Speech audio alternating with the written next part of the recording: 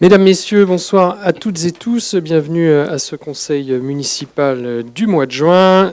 Nous avons un certain nombre de pouvoirs. Christelle Averland-Schmitt, qui est loin d'ici, donne pouvoir à Aude de Lavergne. Estelle donne pouvoir à Lucie Baudin. Hubert Desblés me donne pouvoir. Il est au syndicat d'Urba. Jérémy Drouillet, qui est au SMICTOM, donne pouvoir à Sonia Picot. Florence Guérin, mais... Florence demande à quelqu'un. Aurore Stéphane. Éric Perchet, qui est aussi au SMICTOM, donne pouvoir à Olivier Charpentier. Ce début de mandat, les réunions se bousculent.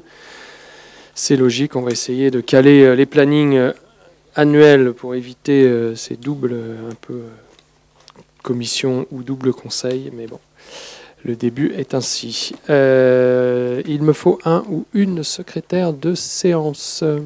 Bertrand, merci beaucoup. Il faut faire voter. Est-ce que quelqu'un s'oppose? Est-ce que quelqu'un s'abstient? Merci beaucoup. Nous avons le procès-verbal de la séance du conseil municipal du 5 mai. Y a-t-il des prises de parole? Oui, monsieur Kivigère.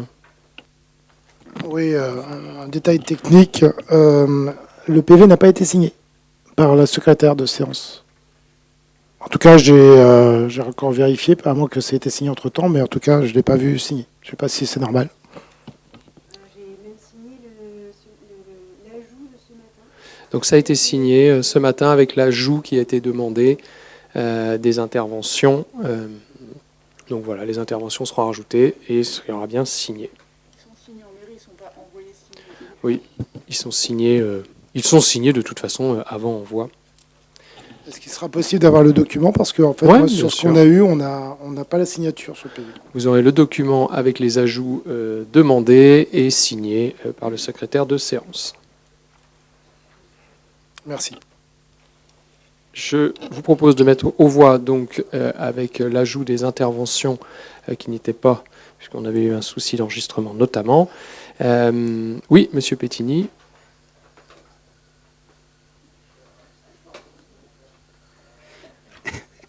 Là, c'est bon? Ouais. Juste, vous avez mis aussi vos réponses? Oui, je très suis bien. en train d'essayer de rajouter mes réponses de tête. Ouais. Voilà, je ne les ai pas toutes, mais c'est vrai que voilà, quand on n'a pas d'enregistrement, c'est plus compliqué en effet. Merci.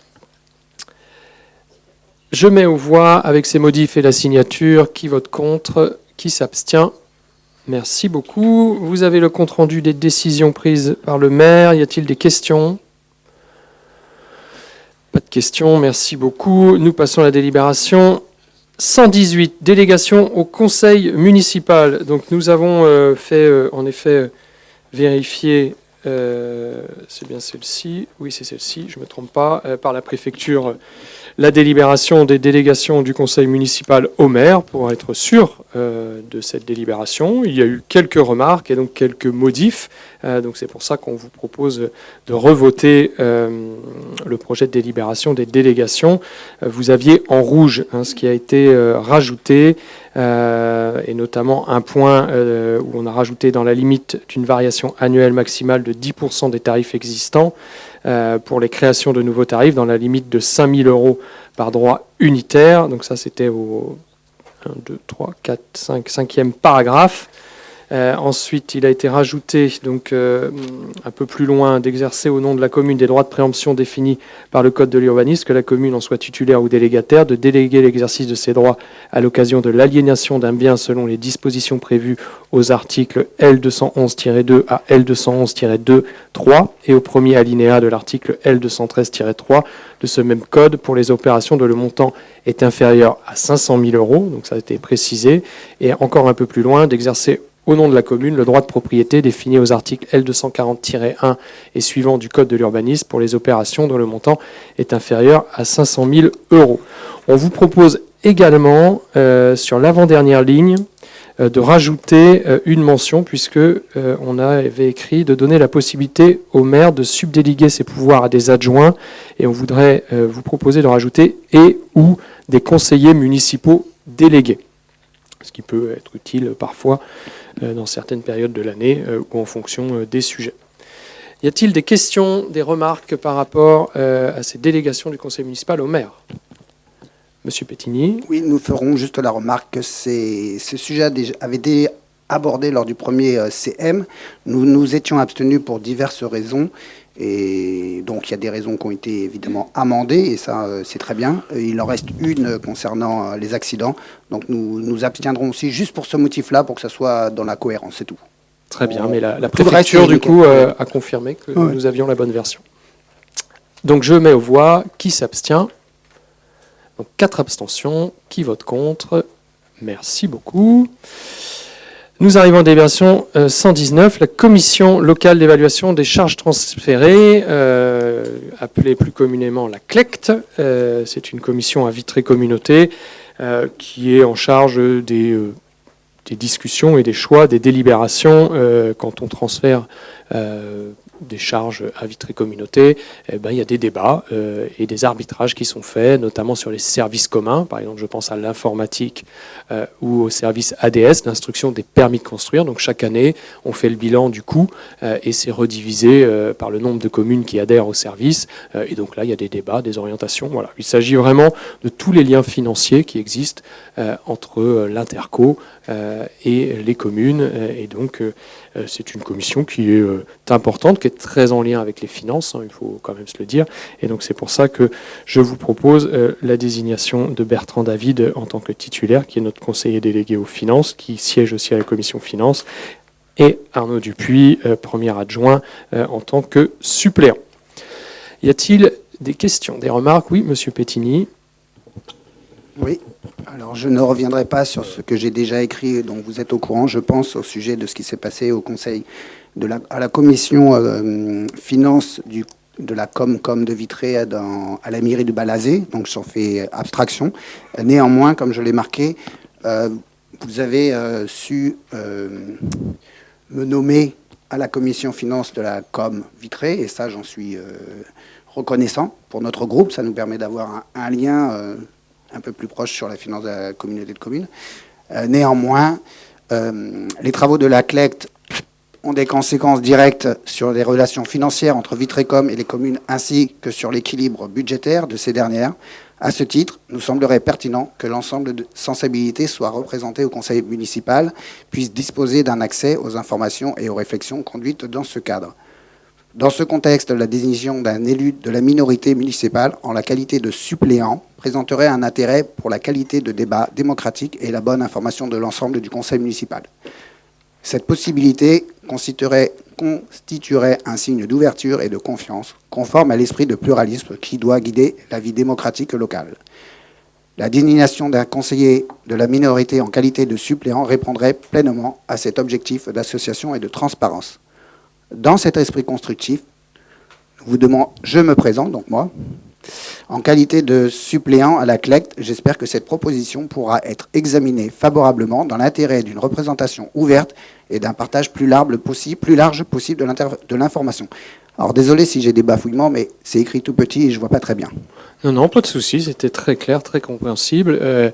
C'est en effet, et vous l'avez rappelé, une commission importante et il est pour moi important d'être représenté par des personnes de la majorité qui sont en phase avec les choix de la majorité. Et donc c'est pour ça que je propose que l'on reste sur Bertrand David et Arnaud Dupuis pour justement que ce soit le lien fait avec la majorité qui est aux commandes, aux manettes, et c'est trop stratégique en effet pour ne pas avoir la main sur les représentants, enfin ne pas être en phase avec les représentants de la commune dans cette CLECT. Donc ce sera pour moi un avis défavorable que je proposerai, mais l'ensemble des élus, vous pouvez voter en votre âme et conscience, bien entendu. Oui, monsieur Pétigny. Dans ces cas-là, pour quelle raison avez-vous accepté que je sois présent dans la commission communauté Vitré? Parce que la commission de Vitré est une commission qui donne des avis, finances, donc moi que j'ai des avis, pourquoi pas. La CLECT est une commission décisionnaire.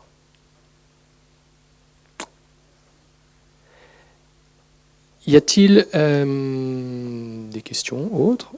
Je mets aux voix. Donc, qui vote contre? Oui. C'est-à-dire sur le titulaire et le suppléant? Très bien. Donc, pour le titulaire, qui vote contre? Qui s'abstient? Pour le suppléant, qui vote contre? Donc 4 votes contre. Qui s'abstient?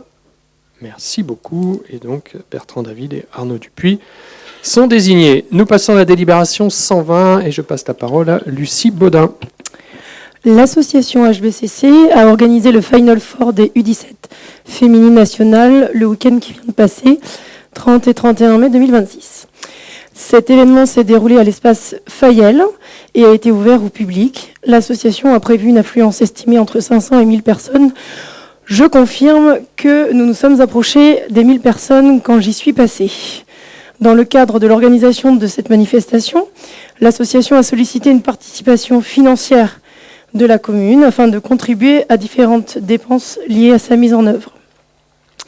La commission 1, qui donc s'est réunie le 20 mai 2026, a examiné cette demande du club, a émis à la majorité un avis favorable pour cette attribution d'une subvention d'un montant de 450 €, comme vous pouvez le lire, destinée à financer la prestation d'un speaker chargé de l'animation des finales du dimanche.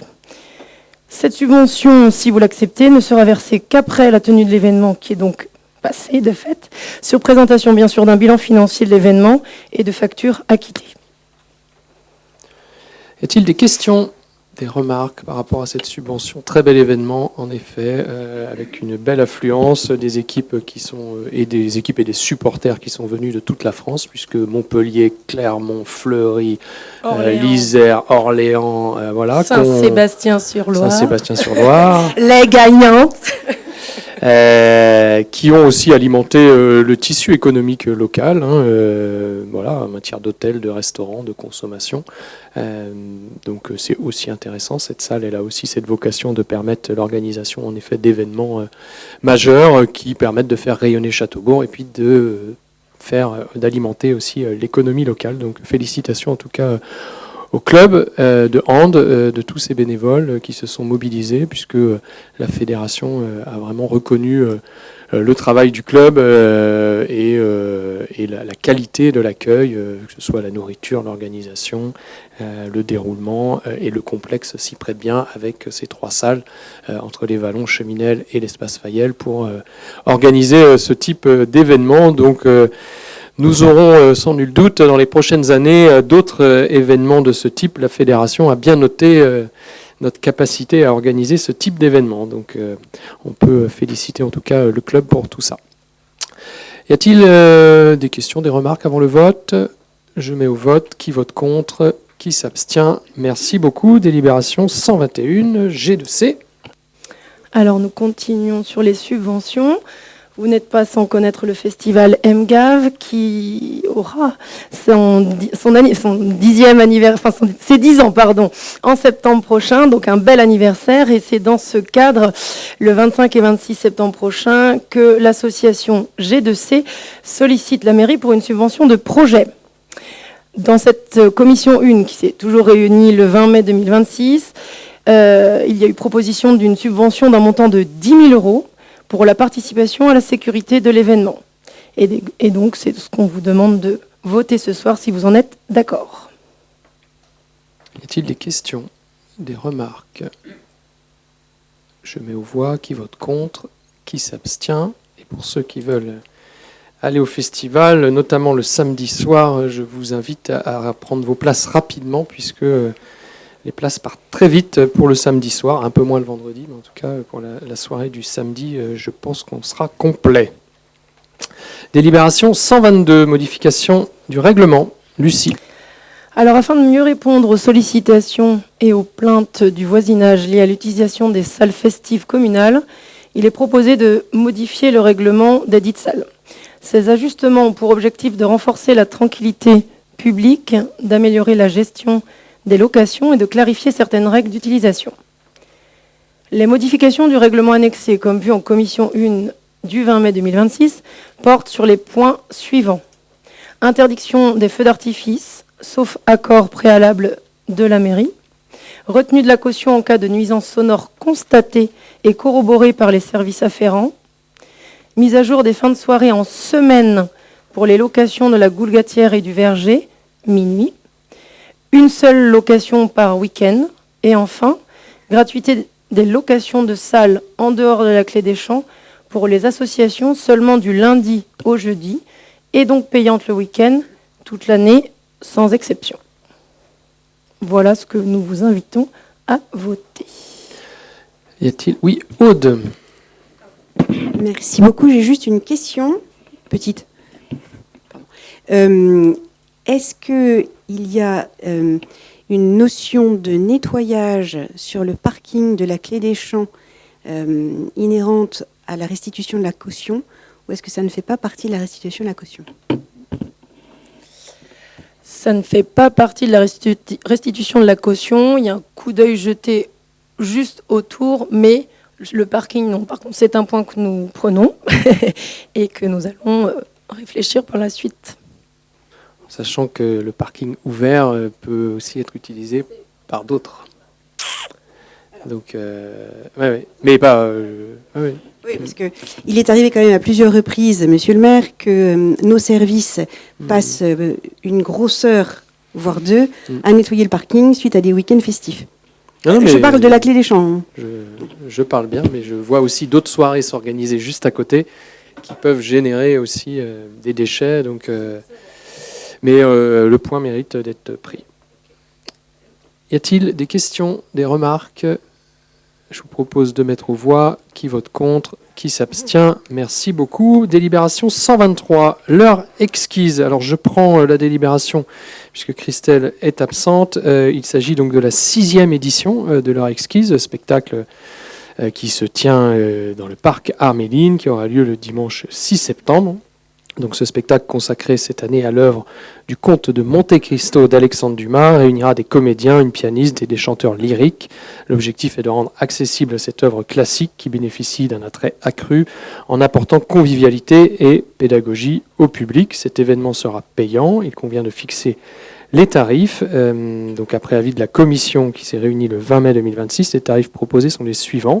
Gratuité pour les moins de 18 ans et pour les usagers orienté par le CCAS dans le cadre d'un accompagnement social, 10 € à partir de 18 ans. La gratuité est accordée dans la limite des places disponibles aux usagers bénéficiaires d'un accompagnement du CCAS résidant sur la commune et relevant des minima sociaux. La billetterie sera gérée pour le compte de la mairie par la plateforme en ligne spécialisée WizEvent.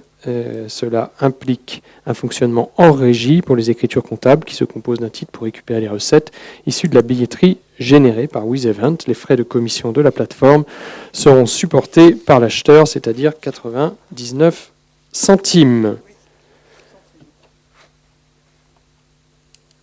Y a-t-il des questions, des remarques ? Oui, Mélanie.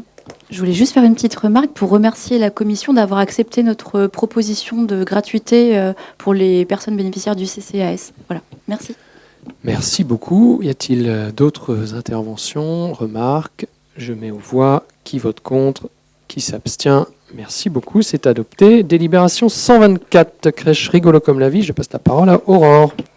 Donc, la crèche Rigolo comme la vie est ouverte depuis septembre 2025 avec un agrément actuellement à 18 places et une montée progressive de la capacité d'accueil. Suite à une évolution du nombre de demandes, donc la crèche souhaite augmenter l'agrément à la capacité maximale de 24 berceaux, hors dépassement des 15% autorisés par la PMI. Cette augmentation prévue ne vient pas impacter l'équilibre nécessaire entre tous les modes d'accueil de jeunes enfants, entre les assistantes maternelles, les établissements d'accueil jeunes enfants et les prestations de services uniques. Cette crèche a signé une convention qui est jointe en annexe avec la mairie pour la réservation de 15 berceaux, qui sont des places attribuées aux habitants de la commune selon des critères sociaux. La commission 4 a étudié la demande à la crèche Rigolo comme la vie qui souhaite étendre son agrément et propose au conseil municipal de valider l'avis favorable jusqu'à 24 places. Y a-t-il des questions ? Oui, Mélanie. Alors, on voulait faire une déclaration par rapport à cette proposition. Donc, monsieur le maire, mesdames et messieurs les conseillers, nous sommes appelés aujourd'hui à délibérer sur l'augmentation du nombre de places au sein de la structure de Rigolo comme la vie. Si répondre aux besoins des familles est une priorité absolue que nous partageons tous, l'analyse lucide de la situation actuelle nous conduit, avec mon groupe, à exprimer une opposition à cette augmentation immédiate. Notre posture se fonde sur deux arguments majeurs de responsabilité. D'une part, la stabilité éducative pour les enfants accueillis, et d'autre part, l'équilibre économique de l'ensemble de la filière de notre commune. Le premier point d'alerte concerne la situation interne de la structure elle-même. Rigolo comme la vie a ouvert ses portes en septembre 2025. À peine 9 mois plus tard, le constat est tel. La structure n'a pas réussi à consolider son équipe salariée. À l'heure actuelle, une seule personne présente à l'ouverture est encore en poste. Ce tourniquet permanent du personnel a des conséquences directes et délétères. Comment construire un projet pédagogique cohérent et périn dans de telles conditions? Mais surtout, comment garantir la sécurité affective et l'équilibre des tout-petits pour qui la stabilité des visages de référence est une condition absolue du bien-être? Ouvrir de nouvelles places alors que l'équipe actuelle est en souffrance et en sous-effectif chronique nous semble être une prise de risque irresponsable pour la qualité de l'accueil. Le second argument relève de la vision globale et conjoncturelle de la petite enfance à Châteaubourg. Certes, nous assistons à une diminution structurelle du nombre d'assistantes maternelles liée au départ en retraite et aux arrêts d'activité. Pour autant, le marché local n'est pas en pénurie. Le volume de places disponibles à l'heure actuelle, que ce soit chez les assistantes maternelles, les crèches ou les micro-crèches, reste particulièrement important. Dans ce contexte de forte concurrence, les structures existantes et professionnelles indépendantes peinent déjà à recruter et à stabiliser leurs effectifs. Créer artificiellement de nouvelles places dans une structure en difficulté reviendrait à fragiliser un écosystème local déjà sous tension. Nous refusons de mettre à mal le travail de nos assistantes maternelles et des structures de la ville. En conclusion, nous demandons le report de cette décision. Afin de ne pas naviguer à vue, nous venons d'ailleurs d'initier une démarche concrète en envoyant un questionnaire d'impact aux MAM, aux crèches, aux micro-crèches et aux assistantes maternelles de Châteaubourg. Nous avons eu déjà des premiers retours qui sont tous accablants. Ils disent ne pas être concertés par la mairie, s'étonner d'ailleurs de recevoir des questionnaires de telle sorte et ne pas comprendre pourquoi plus de places aujourd'hui sont proposées alors que eux, leur travail est mis à mal. Nous vous demandons donc de surasseoir cette augmentation et de réévaluer la situation d'ici 1 an. Ce délai permettra à Rigolo comme la vie de stabiliser ses équipes et de prouver la viabilité de son projet et à notre conseil de juger sur la base des besoins réels, chiffrés et actualisés de notre commune. Je vous remercie. Merci, je vais essayer d'apporter quelques éléments, mais je ne désapprouve pas, je ne suis pas en désaccord total avec tout ce que vous avez dit, donc en effet, la natalité est quelque chose qui n'est pas simple à évaluer, et le nombre de places que l'on met à disposition des familles est toujours un curseur qui est difficile à ajuster, parce que la réactivité n'est pas toujours là. Quand on a été élu sur le premier mandat, on avait fait le constat qu'il allait manquer environ 60 places de garde, avec une natalité qu'on avait estimée à 90-100 à l'époque. Et donc il fallait en effet implanter des structures collectives pour compenser cette perte de place. On y est arrivé, on a atteint cet objectif, et contrairement à il y a une dizaine d'années, aujourd'hui, en effet, en ce moment, si vous cherchez une place chez une assistante maternelle ou dans une micro-crèche ou dans une de nos crèches, il y a globalement de la disponibilité, ce qui est plutôt bien. Ça veut dire qu'on a réussi à répondre aux besoins. On est même sans doute, en effet, en ce moment, à l'heure où on se parle, peut-être un peu en surcapacité. Maintenant, il faut donc se projeter dans les 2 ans qui viennent, parce que le temps de réagir est long. Dans les 2 ans qui viennent, c'est 9 assistantes maternelles qui vont partir à la retraite. Fois 3 places, c'est 27 places en moins. Globalement, ça, c'est factuel. On sait à peu près où on va. On sera autour de 27 places. On a une MAM donc qui va fermer, mais qui va être remplacée par 3 assistantes maternelles qui sont déjà en place sur la commune. Mais on va mathématiquement perdre là aussi 12 places supplémentaires. Donc on arrive globalement, vous le voyez, à environ 39 places. Il n'est pas exclu en effet qu'une des structures privées soit en difficulté et arrête. Ça, je ne sais pas vous dire. On a une partie aujourd'hui qui sont des micro-crèches privées. Ça peut arriver qu'il y ait une fermeture aussi parce que des problèmes de gestion et autres. Donc on peut aussi là perdre des places. La natalité entre 2020 et 2024, donc 20, 21, 22, 23, 24, a été très faible, avec une moyenne de 74 naissances par an. Et on est même tombé en 2024 à 69 naissances par an. 2025, on est remonté à 80 naissances. Et sur 2026, on est sur une tendance qui va être à 80 naissances. Globalement, le début de l'année montre on va repasser au-dessus des 80 naissances. On va avoir, dans les 2 prochaines années, beaucoup de livraisons de logements en accession aidée, puisque vous savez qu'il y a notamment un projet Next City au sud de la gare avec beaucoup d'accession aidée. Et donc là, on va accueillir normalement beaucoup de jeunes familles, et donc qui vont, je l'espère, faire des enfants. Après, je ne peux pas leur imposer, je n'ai pas encore ce pouvoir-là. On a la ZAC, route de Cervon, qui est là aussi et qui va voir arriver aussi des familles. On a des projets de logement collectif qui arrivent. Vous avez à Saint-Melaine la résidence d'Anne-Lise, là où aussi on a pas mal de jeunes qui sont arrivés, de jeunes familles en location. On a le projet Pierre Promotion qui va arriver, où là aussi, on va avoir normalement du fléchage sur des jeunes familles. Donc je dirais que les voyants sont plutôt ouverts dans les années qui viennent pour qu'on retrouve une natalité de 90, à mon avis, dans les années qui viennent. Alors quand je dis ça, souvent on se dit ouais, il a une boule de cristal, comment il fait? Pour ceux qui sont là avec moi depuis quelques temps, je me suis rarement trompé sur ces sujets-là, quand j'ai dit que les effectifs scolaires allaient rester. Voilà. Bon, j'essaye de faire mes calculs, d'anticiper. Donc je pense qu'on va retrouver un peu de natalité liée à tout ce que je viens de vous dire. Et puis, il y a aussi une part des places qui sont prises par des gens qui travaillent à Châteaubourg, qui ne sont pas habitants de Châteaubourg.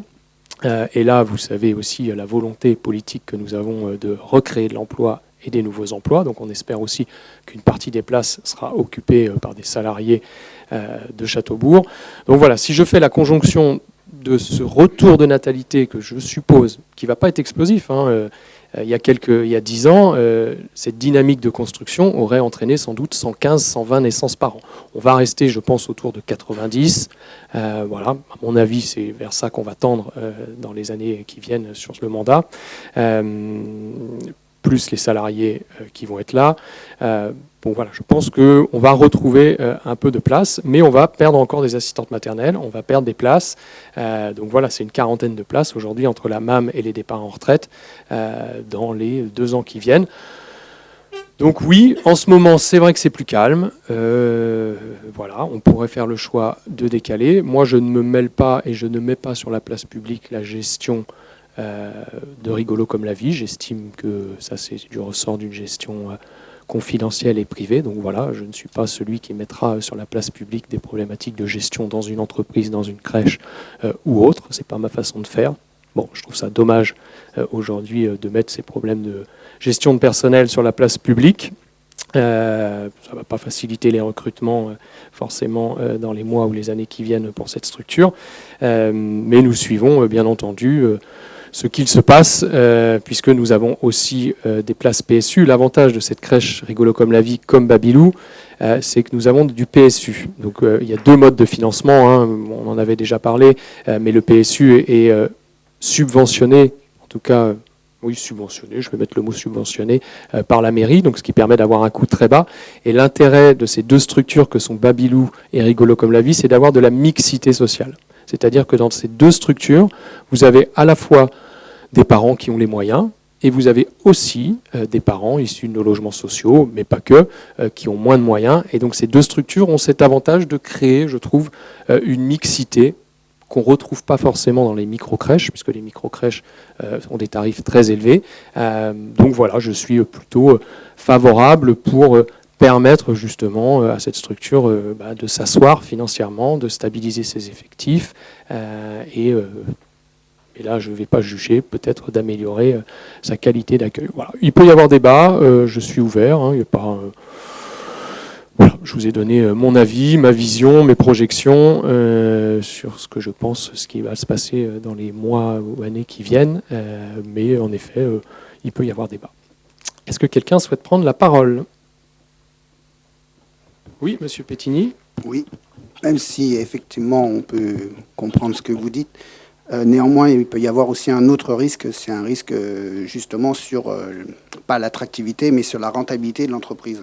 La rentabilité de l'entreprise, Rigolo qui fait partie d'un groupe, avait en 2021 une marge nette à 9,9%, elle n'est plus que de 1,6% en 2024. Les chiffres 25 ne sont pas encore publiés sur les infogreffes, et tous documents légaux, ce ne sont pas des documents pirates dont je fais lecture. Donc on peut s'inquiéter quand même, parce que la marge nette a beaucoup baissé, donc il ne faudrait pas que ça se fasse au détriment des enfants qui seront accueillis prochainement en ayant peut-être moins d'assistantes, ou etc. C'est très réglementé. Oui, mais là, c'est très les réglementé. EHPAD aussi, c'était très réglementé, les EHPAD. Oui, mais bon, là, c'est quand même très réglementé. Maintenant, voilà, moi, je ne donne pas d'avis et je ne commande pas les résultats financiers ni les salariés d'une entreprise. Voilà. C'est du ressort du droit privé. Y a-t-il d'autres questions, d'autres interventions? Écoutez, je vous propose de mettre aux voix. Donc, qui vote contre? Donc, 4 votes contre. Qui s'abstient? Une abstention. Très bien, merci beaucoup, c'est adopté. Association L'Île au Petit Loup, Aurore. Donc, l'association Île au Petit Loup propose des matinées d'éveil pour les enfants âgés de 2 mois et demi à 3 ans, accompagnés de leur assistante maternelle ou parents de Châteaubourg. Elle sollicite également l'intervention de professionnels plusieurs fois dans l'année pour diversifier les activités. Une convention qui est jointe en annexe, récapitulant les conditions d'occupation, la durée d'utilisation, les engagements et la responsabilité en termes d'assurance de la ville, permet à l'association d'utiliser chaque semaine les locaux de la maison de l'enfance. L'association souhaite étendre ses temps d'accueil aux petites vacances scolaires, hiver, printemps, automne. La précédente convention de mise à disposition des locaux entre cette association et la ville de Châteaubourg pourra être modifiée par un avenant en y intégrant ces nouvelles périodes. Y a-t-il des questions, des remarques? Je mets aux voix. Qui vote contre? Qui s'abstient? Merci beaucoup. Délibération 126, et c'est pour moi. Renouvellement du bail commercial. Donc la commune de Châteaubourg loue le local de Centre commercial Bel Air à monsieur Sébastien Jamois pour une activité de cordonnerie depuis 2008. Le bail commercial arrivant à échéance, il conviendra d'en signer un nouveau. Le loyer mensuel sera de 480 € hors charge. Il sera révisé chaque année selon les conditions fixées dans le bail. Le locataire sera également redevable auprès de la commune de la quote-part de la taxe d'enlèvement des ordures ménagères lui incombant. Y a-t-il des questions? Oui, monsieur Pétigny. J'ai juste une question d'ordre général. Serait-il possible pour, pas aujourd'hui, hein, pas demain non plus, mais que nous puissions avoir justement tout le patrimoine que la mairie possède et tous les patrimoines locatifs aussi qu'elle loue? Voilà. Oui, tout à fait. Merci. Ça vous sera présenté en commission. Oui, En commission avec Noémie, ce sera l'occasion à la commission aussi d'avoir accès à tout ça. Et donc, vous aurez après les éléments dans le compte-rendu si vous n'êtes pas dans la commission. Je mets aux voix. Qui vote contre? Qui s'abstient? Merci beaucoup, c'est adopté. ZAC multisite rue de Paris, secteur ancienne gendarmerie. Donc il y a deux délibérations qui se suivent, la 127 et la 128. Donc la société Le Gary, désignée comme le promoteur, hein, bon, c'est Pierre Promotion qui se cache derrière Le Gary, ça fait joli, mais c'est le groupe Blo. Donc ils ont bénéficié du permis de construire que vous avez ici. Et donc, à l'issue des travaux de construction, le promoteur souhaite rétrocéder à la commune les espaces et équipements communs de cette opération pour intégration in fine dans le domaine public. Il est donc proposé une convention de transfert de ces espaces et équipements communs. Voilà, je ne vais pas vous relire toute la convention, hein, c'est quelque chose de classique, mais la rétrocession n'interviendra qu'un an après la réception, sans réserve des espaces communs, de la fin de la garantie des végétaux et après avis favorable de l'ensemble des gestionnaires et concessionnaires des équipements et ouvrages de l'opération. Et il s'agit, pour la nommer, de la rue Félix Bobille, qui avait été inaugurée au précédent mandat et donc là qui va vraiment voir le jour de façon réelle. Y a-t-il des questions par rapport à cette convention de rétrocession? Je mets aux voix. Qui vote contre? Qui s'abstient? C'est adopté. Merci beaucoup. Ensuite, délibération 128. Donc on est toujours sur le même projet immobilier. Et donc là, il s'agit de la rétrocession. Je ne me trompe pas, c'est bien ça, non? Non, je ne suis pas là. Ok. Oui, c'est ça, mais la vente, oui, pas la rétrocession, la vente. Considérant donc que la commune de Châteaubourg est soumise aux obligations de mixité sociale et de rattrapage prévues par la loi SRU. Considérant que la loi Élan autorise sous condition la vente de logements sociaux PLS financés par le prêt locatif social après un délai de 15 ans à compter de leur construction ou acquisition. Considérant la demande du bailleur Néotoa de pouvoir vendre les 38 logements sociaux dans le projet immobilier Le Gary, situé aux 2 et 4 rue Félix Bobille à compter de la 15e année, considérant que la vente des logements concernés s'inscrit dans un objectif d'équilibre économique et social du parc immobilier, donc il vous est proposé d'autoriser Néotoa à vendre ces logements au bout de 15 ans. Pour faire un petit rappel de ce projet, à l'origine, ce projet, il ne devait pas y avoir de logements sociaux, puisque c'était un équilibre de ZAC multisite. On avait considéré qu'il fallait plutôt mettre les logements sociaux route de Cervon et sur le secteur de Lanoé, derrière le collège. Malheureusement, la conjoncture économique post-Covid, inflationniste, et puis la conjoncture actuelle, fait qu'on a eu plusieurs opérations en difficulté. Et donc, vous savez, pour qu'une opération sorte, il faut un taux de commercialisation. Et si le promoteur n'atteint pas ce taux de commercialisation, il ne démarre pas le chantier. Et donc c'est pour ça qu'on a eu un certain retard. On a attendu, les choses ont pris du temps, ils ont essayé de commercialiser, mais ils n'ont pas trouvé preneur au vu des coûts de construction et des coûts de sortie liés au projet.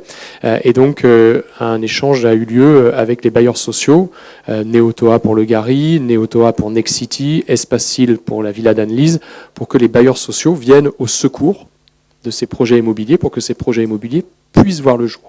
On a la chance en Ille-et-Vilaine d'avoir eu des bailleurs sociaux, et je le dis, qui ont joué le jeu et qui nous ont permis de sortir ces projets. Ils le font en prenant sur leurs capitaux propres, en empruntant, et donc c'est vrai qu'ils souhaitent, et notamment Néotoa dans le cadre de cette délibération, à un moment donné, au vu de leur effort qui a été fait pour sauver ces projets immobiliers, pouvoir dans 15 ans récupérer leurs billes et pouvoir réinvestir ailleurs, aussi, sans doute sur la commune, puisqu'on a la chance d'avoir des bailleurs sociaux quand même qui jouent le jeu sur notre commune et qui viennent soutenir la création de logements sociaux. Et donc, ils nous demandent de pouvoir revendre au bout de 15 ans. Sachant que, ce qui est important, c'est que si le locataire ne souhaite pas partir, on ne peut pas le forcer à partir. Et donc, il peut rester, bien entendu, locataire et l'appartement ne sera pas vendu. Si le locataire souhaite acheter, il est prioritaire, bien entendu, dans l'acquisition. Et par contre, si un locataire quitte le logement et que le logement est vide, Néotoa aura donc la possibilité, après 15 ans, de pouvoir le vendre.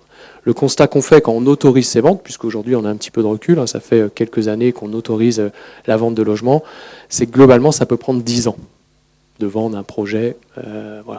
On a des projets, je pense à la résidence du Sillon, on n'a pas encore fini, on avait autorisé, il en reste encore à vendre. Donc ça veut dire qu'on est entre 15 et 25 ans minimum pour la vente de ces logements. Donc voilà, vous voyez que ça nous pousse quand même dans quelques années. Moi, ce que je trouve intéressant, c'est quand même de permettre à des locataires, notamment, de pouvoir acheter. On peut accueillir des jeunes familles qui vont se plaire dans cette résidence, mais qui aujourd'hui n'auront pas la possibilité de capitaliser, mais peut-être que dans 15 ans, ça peut les intéresser. C'est ce qui s'est passé dans plusieurs programmes qu'on a autorisés, donc c'est vrai que c'est assez intéressant, je trouve. Et puis c'est un moyen aussi de rendre l'appareil à ces bailleurs sociaux qui sont venus sauver des projets immobiliers qui sans doute auraient été abandonnés. Et voilà, je ne vous cache pas que me retrouver avec une friche derrière la gendarmerie ou une friche à Saint-Melaine avec le projet du garage, ex-garage Renault, ou une friche sur l'ancien site de la SNAB, ce serait aujourd'hui dommage. Donc c'est pour toutes ces raisons que sur les 2 délibérations qui suivent, je vous propose qu'on autorise Néotoa à récupérer une partie de ses billes à partir de 15 ans. Y a-t-il des questions et des remarques? Oui, Mathilde. J'ai une question, surtout en vous en tant que maire et en tant que commune. Est-ce que vous surveillez ce que Néotoa et Espacil offrent comme logements sociaux, les États que du coup les personnes qui sont à l'intérieur, l'État, est-ce que vous surveillez ce qui se passe à l'intérieur? Alors, est-ce que personnellement je surveille? Non. Le CCAS a un suivi en effet régulier avec les bailleurs sociaux. Maintenant, si quelqu'un ne veut pas vous laisser rentrer dans son appartement, il est chez lui. Donc, non, c'est plutôt l'effet que Néotoa laisse des espaces qui deviennent insalubres, qui n'ont que 5 ans, 6 ans. Vous pensez à quel espace? Rue de la Grande Champagne, les bâtiments qui ont 6 ans. Ouais. Vous n'êtes pas rentré dedans? Non, peut-être pas. Non. Ouais. Néotoa laisse des choses qui ne sont pas normales. C'est possible. Donc j'aimerais qu'on puisse mais ça, vous pouvez le remonter puis... au CCAS, il n'y a pas de souci. Si vous vivez dans un de ces collectifs et que vous remarquez des choses qu'on ne remarque pas... Parce que je ne pense pas qu'on soit les seuls, enfin je parle en moi et notre groupe. Ouais. Notre... Non, mais vous pouvez remonter, c'est vrai qu'il y a beaucoup de logements. Après, je ne vous cache pas que ce n'est pas toujours facile pour Néotoa non plus de pouvoir être partout tout le temps, mais ça vaut le coup de remonter. C'est des maisons et on fait moins cher, on achète les premiers outils possibles pour que ce soit là. La maison, on a 4 murs, un toit, soyez fiers de vous, vous avez de quoi dormir. Voilà, on nous dit ça. Je vous laisse cette remarque. Mais il faudrait faire attention à qui vous... Alors là, je ne suis pas non plus gestionnaire de Néotoa. Néotoa est une structure indépendante. Oui, on mais peut leur remonter vous vos autorisez remarques, Néotoa mais- à faire ce genre de logement sur Châteaubourg. Oui, Donc il faut faire attention aussi à moi, qui j'ai aussi des gens qui l'accueille. sont très contents des logements Néotoa. Non mais voilà. Enfin, je peux vous citer plein d'exemples de gens qui nous remercient tous les jours de leur avoir attribué un logement, puisque l'attribution, on participe à l'attribution. Donc on a des gens qui nous remercient régulièrement d'avoir en effet un beau logement social, puisqu'il y a des beaux logements sociaux. Et là, il faut savoir que sur ces projets-là, donc c'est pas Néotoa qui construit, puisque là, c'est donc Pierre Promotion qui va construire avec le même niveau de qualité qui était prévu. Voilà, que ce soit de l'accession libre ou du logement social. La résidence d'Anne-Lise qui vient d'être livrée à Samelène, les logements sociaux Espacil sont strictement les mêmes que les logements vendus en libre. Donc là, on a plutôt justement sur des logements qui vont être d'une belle prestation. Très bien, merci. Mais il peut y avoir des défauts de construction, en effet, partout, à la fois sur du Néotoa, mais aussi sur des constructeurs privés. Voilà, je peux aussi vous donner, en effet, des gens à Châteaubourg qui ont acheté des maisons avec un constructeur privé et qui sont très déçus de la qualité de construction. Donc voilà, maintenant, je ne peux pas être partout, mais j'essaye de faire au mieux. Mélanie? Alors, on voulait vous dire que donc notre groupe il votera favorablement cette délibération. Nous saluons l'arrivée des 53 nouveaux logements sociaux qui répondent à un besoin réel et urgent pour les familles de Châteaubourg, tout en nous permettant de progresser par rapport à nos obligations au titre de la loi SRU. C'est une excellente nouvelle pour la mixité sociale à court terme, comme vous le disiez. Cependant, nous tenons à exprimer une vive vigilance quant à l'autorisation de la vente au bout de 15 ans. Voter aujourd'hui un avis favorable de principe à cette session future comporte un risque majeur, celui de voir ce parc social disparaître totalement au bout de 15 ans, nous ramenant à un point de départ. Le texte de la délibération précise simplement une éventuelle cession future, mais il reste muet sur le statut des locataires à l'échéance. Rien n'indique si le logement devrait être vendu vide ou occupé. Si nous voulons bâtir une vraie politique de logement social sur le long terme et non pas avancer au coup par coup, nous devons être plus exigeants dès aujourd'hui. C'est pourquoi nous formulons 2 demandes de garantie pour l'avenir. 1. La priorité absolue aux locataires en place. Si vente il y a la 16e année, la convention avec Néotoa doit garantir contractuellement que le locataire occupant soit prioritaire pour l'achat afin de sécuriser son parcours résidentiel sans risque d'éviction, ce qui n'est pas le cas aujourd'hui. 2e point, l'exploration d'alternatives pérennes. Pour les futurs projets, nous demandons à la municipalité d'étudier les dispositifs comme le bail réel solidaire. Le BRS permet d'accéder à la priorité à un prix social tout en bloquant définitivement les spéculations immobilières, garantissant ainsi que le logement reste social à perpétuité. En résumé, oui à ces logements pour répondre à une urgence d'aujourd'hui, mais restons prudents et prévoyants pour garantir une politique de logement social ambitieuse et durable à Châteaubourg. Merci.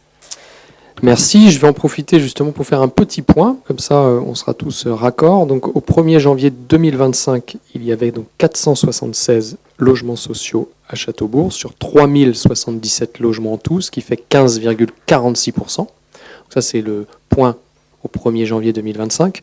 Nous avons globalement 213 logements sociaux qui sont dans les tuyaux en ce moment, à l'heure où on se parle, donc qui vont sortir d'ici 2028.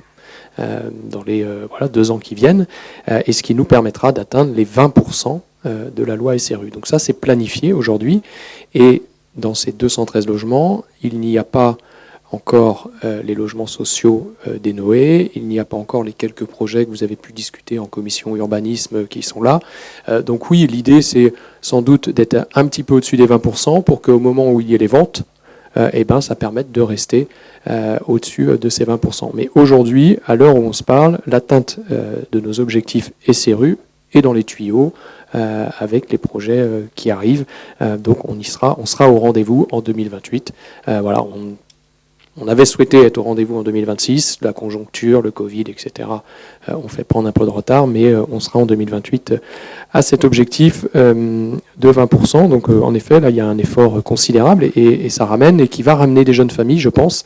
Et ce qui est intéressant, notamment, il y a ce qu'on appelle le PSLA, l'accession aidée, qui rentre dans les décomptes du logement social, qui en effet va basculer à un moment donné et va sortir de ces décomptes-là. Donc il sera important de toujours en avoir et en construire. Mais l'avantage du PSLA, c'est que ça vous permet à des jeunes familles d'acheter aujourd'hui à Châteaubourg à un prix abordable. Sur le projet, par exemple, qui est derrière la gare au niveau de l'ex-SNAB à Bellevue, on est à 2500 € du mètre carré. Donc c'est un prix pour Châteaubourg qui est plutôt raisonnable par rapport à d'autres projets. Et donc ça permet aussi de se faire un apport. Parce qu'aujourd'hui, ce qui manque à beaucoup de jeunes, c'est d'avoir un apport. Donc le fait de pouvoir acheter en accession aidée, de commencer à rembourser quelques années et de pouvoir revendre son bien au bout de 5, 6, 7 ans, permet d'avoir un apport pour faire construire peut-être la maison de ses rêves à Châteaubourg et qui ne correspond pas forcément à ce premier achat à l'origine. Mais voilà, il faut essayer de construire ce parcours résidentiel qui nous permettent d'accueillir des jeunes familles, parce que c'est aujourd'hui un peu ce qui pêchait jusqu'ici, c'est de pouvoir avoir des primo-accédants. Donc c'est ce qu'on essaye de construire avec les bailleurs sociaux. C'est pas simple, parce qu'en effet, il faut trouver des équilibres financiers dans des opérations. Il y a un propriétaire de foncier qui veut un prix, il y a des coûts de construction, voilà, c'est un équilibre difficile. Donc les négociations, je ne vous cache pas, sont pas toujours évidentes. Le BRS peut être en effet une solution, mais voilà, il y a plusieurs solutions en fait. C'est ainsi le message que je dois faire passer, c'est que il faut trouver les bons compromis pour que les projets sortent. Parce qu'à vouloir parfois être trop exigeant ou trop strict sur ce qu'on veut faire sur un terrain, parfois il finit par ne rien sortir. Et ça aurait pu être le cas par exemple sur le secteur de Bellevue. Voilà, donc il faut trouver les bons compromis, ce qui n'est jamais simple, mais on essaye d'y travailler. Monsieur Kivigère. J'espère que je ne tousserai pas trop pendant ma déclaration. Juste, effectivement, vous parliez de compromis. Et effectivement, c'est un enjeu important, la question du logement social. Alors moi, je note effectivement que merci aux établissements publics du logement social de pouvoir permettre l'émergence de bâtiments sur Châteaubourg, déjà. Donc ça interroge quand même par rapport à l'immobilier privé. Mais bon, ça, c'est un autre sujet. Ça permet, entre-temps, de pouvoir faire monter le logement social. Le logement social qui doit aussi respecter un cahier des charges. J'entends aussi ce qui est dit aussi à côté, sur lequel, nous, élus, on doit être extrêmement attentifs. On ne peut pas avoir un logement social d'une certaine catégorie pour les uns et d'une autre catégorie pour un autre. Donc je pense qu'en tant qu'élu, on se doit aussi d'être vigilant sur cette question. Voilà, ça c'est important, ça tombe bien, tu es élu, donc c'est important. Et puis, je terminerai mes propos sur le financement. Vous l'avez abordé, c'est la question effectivement du compromis et l'attelage financier. On a aujourd'hui des établissements publics du logement social qui sont contraints de venir compenser une baisse de l'APL. Et ça les amène aujourd'hui à devoir, donc il y a une baisse de 5% des APL, et donc il a été demandé effectivement aux bailleurs sociaux de venir compenser cette baisse. Et malheureusement, aujourd'hui, les bailleurs sociaux ne peuvent plus se rémunérer sur les locations, sur les loyers, et sont contraints de devoir effectivement mettre en place cette vente. Alors, la question, effectivement, on l'aurait compris, c'est que dans 15 ans ou même dans 20 ans, on soit dans un phénomène de reflux. C'est très bien, on est à 15% de logements sociaux. Mais la question sous-jacente, c'est effectivement celle que dans 15 ans, on soit sur un phénomène de reflux. Mais voilà, je voulais quand même préciser ce qui amène aujourd'hui un bailleur social à devoir être dans une démarche qui est assez paradoxale, qui consiste à se dire, voilà, dans 15 ans, nous, on est contraints en tout cas, on a trouvé cette option-là de devoir vendre pour pouvoir finalement faire notre mission. C'est assez paradoxal, je tenais quand même à le souligner. Ouais, je ne partage pas tout à fait l'analyse, mais on pourrait demander en commission à ce que un représentant de Néotoa vienne nous expliquer les mécanismes, parce que c'est un peu plus compliqué que ça. Je pense que Néotoa a aussi une stratégie de faire tourner son parc immobilier. Donc c'est là où c'est assez intéressant, c'est-à-dire que au bout de 15 ans, de pouvoir vendre, ça permet de faire tourner et de réinvestir dans un parc qui est neuf. Donc je pense qu'il y a une stratégie qui n'est pas tout à fait celle que vous expliquez. Il y a eu des moyens qui ont été remis là récemment sur le logement social par le gouvernement, donc c'est plutôt favorable. Et il faut savoir aussi que Vitré Communauté, au niveau du département, est aujourd'hui l'interco qui subventionne le plus les logements sociaux. donc notre PLH 3, est le PLH le plus avantageux du département, ce qui fait l'attractivité aujourd'hui, et c'est pour ça que notamment Néotoa, Espacil et autres viennent sur notre territoire, puisque nous finançons mieux que les autres intercos. Alors je ne dis pas que c'est bien parce que ça crée une concurrence de territoire, je ne sais pas si c'est bien ou pas, mais en tout cas aujourd'hui nous sommes le territoire le plus favorable, donc c'est pour ça que nous on essaye d'enclencher et d'accélérer pour profiter justement de ce PLH 3 qui sera peut-être voté dans quelques années à Vitré Communauté et qui pourrait être un peu moins favorable. Très bien, je vous propose de passer aux voix. Délibération 128, qui vote contre, qui s'abstient. Merci beaucoup, c'est adopté. Donc la délibération 129, c'est la même chose, mais on est rue Blaise Pascal, donc je ne vais pas relire toute la délibération. Je vous propose donc de la mettre aux voix. Oui, Monsieur Pétigny. Oui, la déclaration de Mélanie valait pour les deux. Oui, j'ai bien compris. Non, c'est pour des Tout à fins fait. rédactionnelles. Et si vous pouvez l'envoyer à Claire, comme ça, permettra de faire un copier-coller sans erreur. Donc je vous propose de mettre aux voix la 129 également. Qui vote contre? Qui s'abstient? Merci beaucoup. Et nous arrivons au DIA. Et on va faire le petit tour de la commune.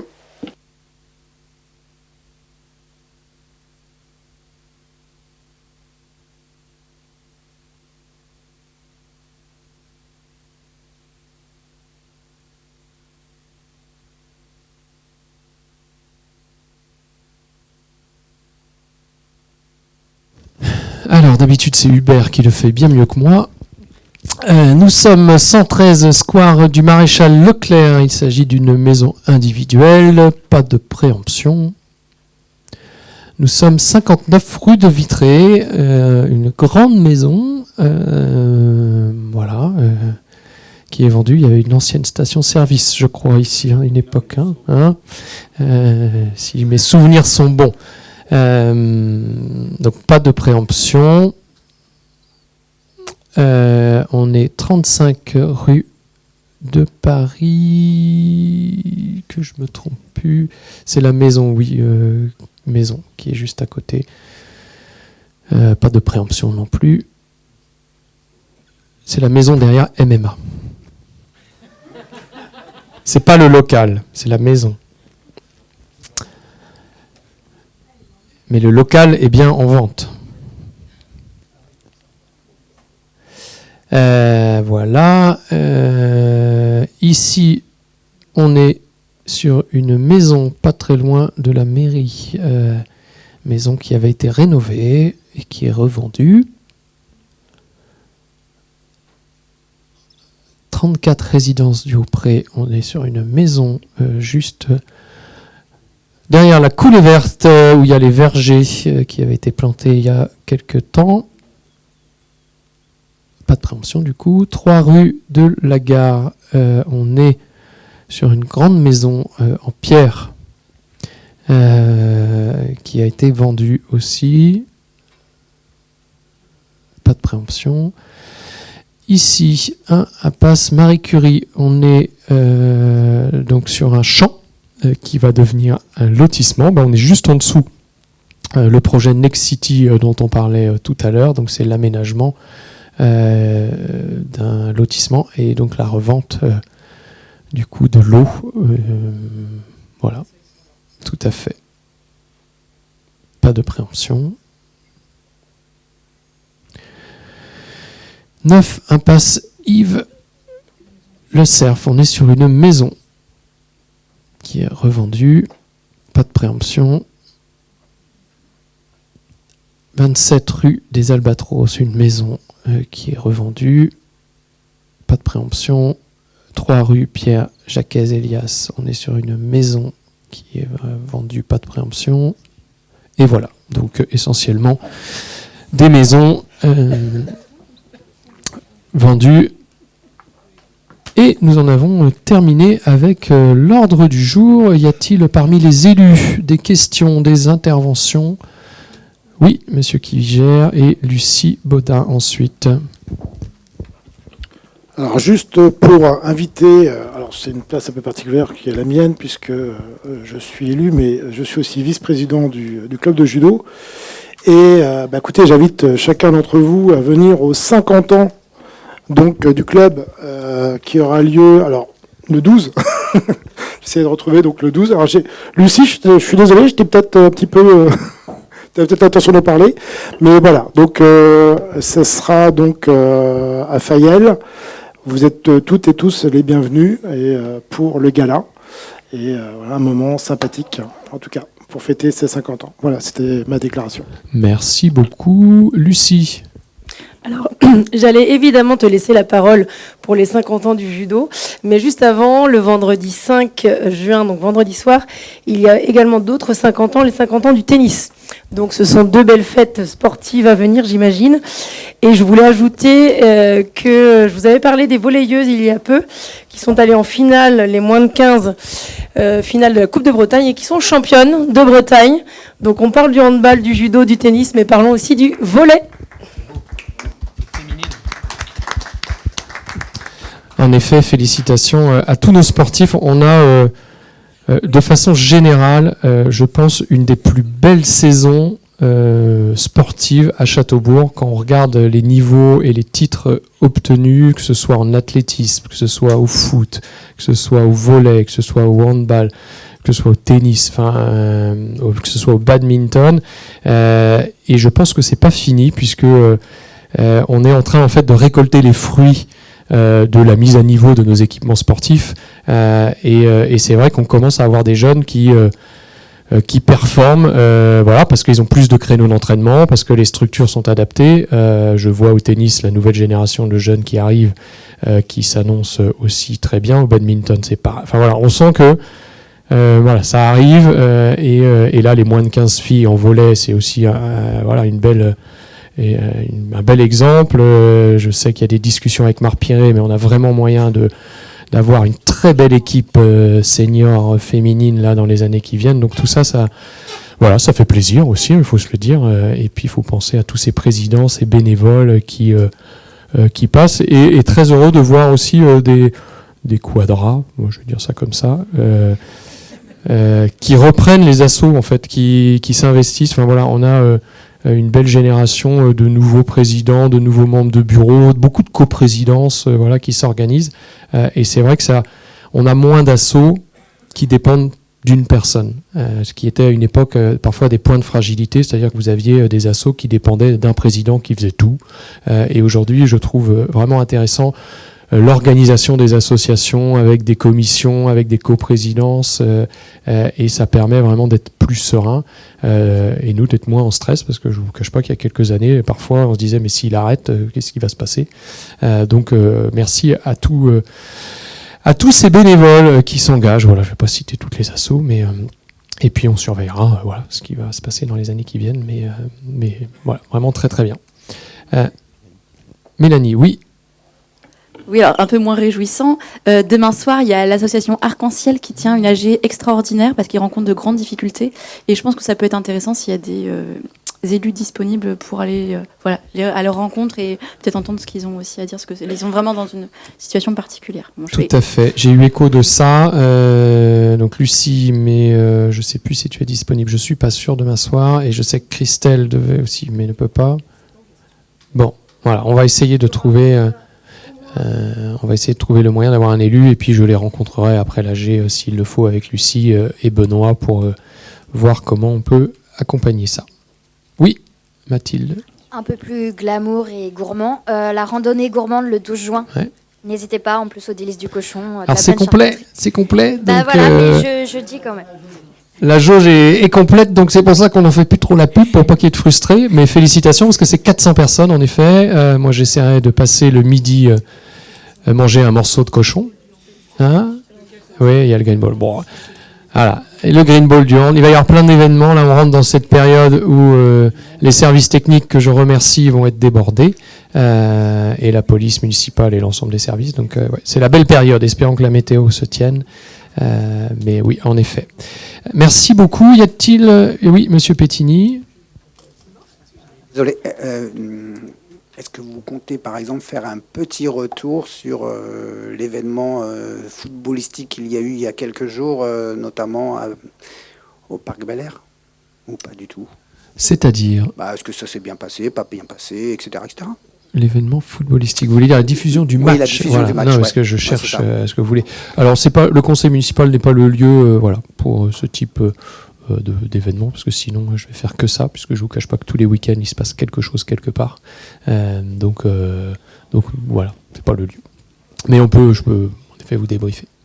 Y a-t-il dans le public des demandes d'intervention? Je crois que oui, Monsieur le Président Jacquet. Nous vous écoutons. Alors, je vais vous donner un micro.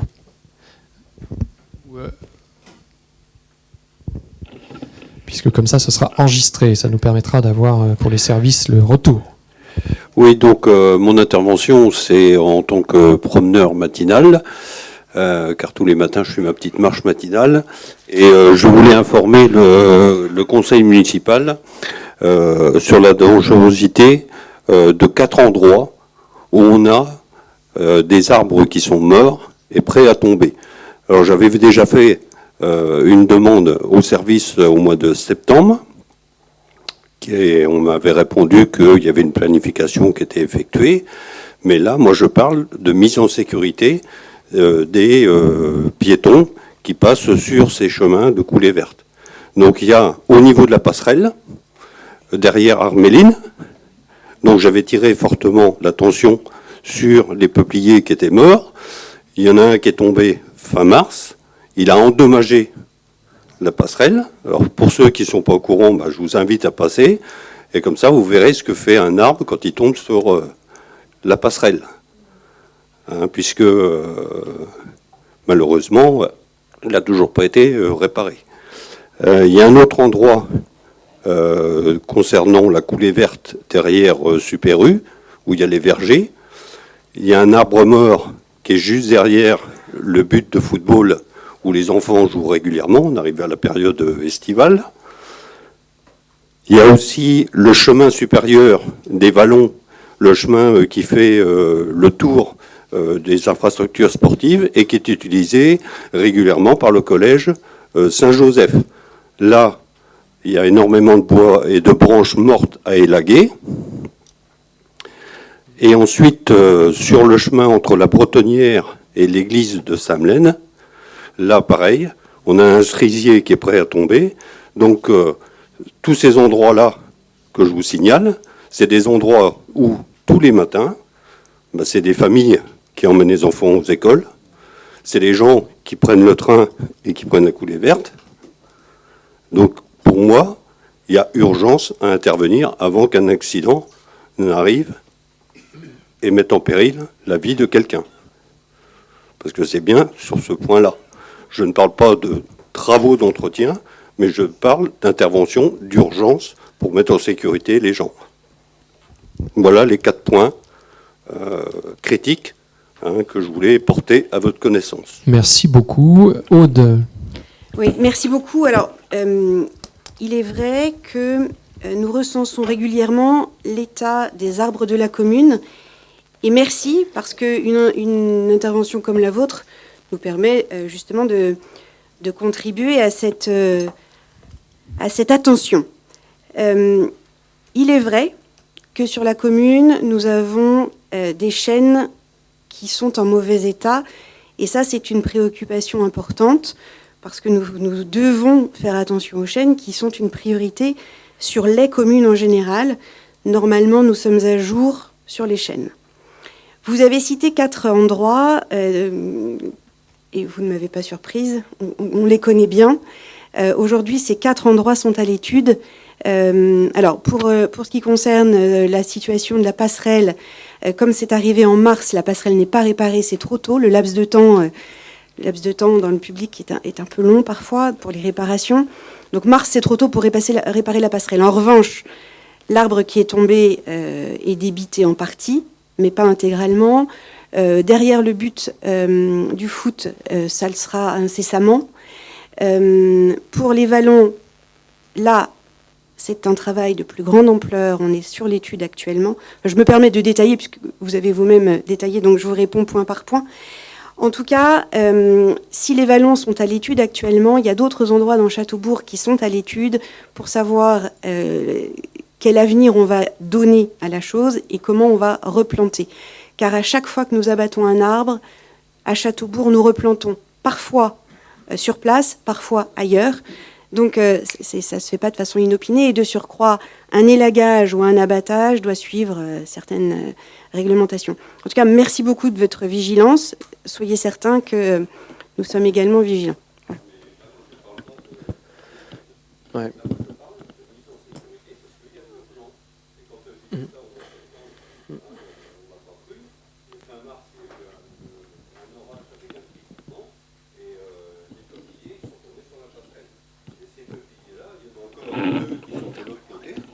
Qui menace de tomber.